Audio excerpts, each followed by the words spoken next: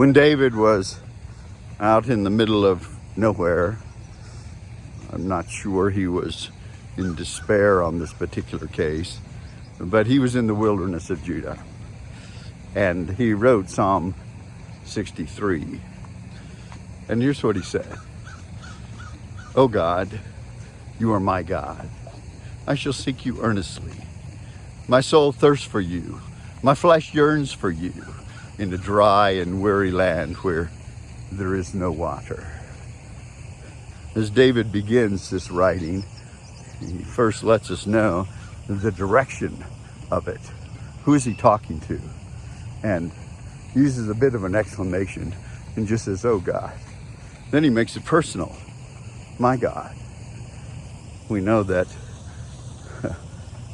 there are many false gods, and people worship all sorts of different things. And sometimes it ends up being themselves that they worship. But David, as always, sets the standard.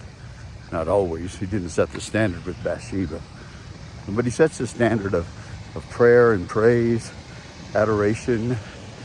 And he said, "Oh God, you are my God." But for him there was no other God. He clung to God.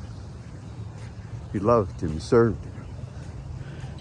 He listened to him. He wrote psalms to him that we might use as prayers like this one. And then he makes that statement of what he's going to do. Different translations for this. He says, "I shall seek you earnestly." Some translations say early. So here we are, early, Saturday morning. I won't post it. Yes, I will. I'll post this in a little bit. We can see, I don't know, can you see Pikes Peak in the background there? Beautiful day, beautiful park. I'll seek you earnestly. Now, you don't need the beauty of creation to seek the Lord.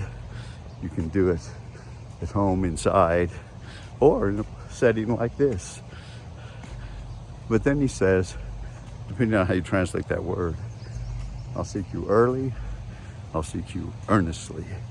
The earnestly part would, undoubtedly it's probably easy just to pray prayers and say things, go to church, and without being earnest about it. But there's a diligence, there is an attentiveness that we are to have to the Lord our God in serving him. And then he says, why? Because my soul thirsts for you. There's one aspect of his life. And then he says, my flesh yearns for you. So both body and soul were seeking the Lord. And his problem that he had here was the wilderness and in a dry and weary land where there is no water. You can see we've got a bit of water here. So David was desperate. And how about us? Do we thirst for God? Next time you find yourself thirsty and you're going to get something to drink, think about hungering and thirsting after righteousness and seeking the presence of the Lord our God.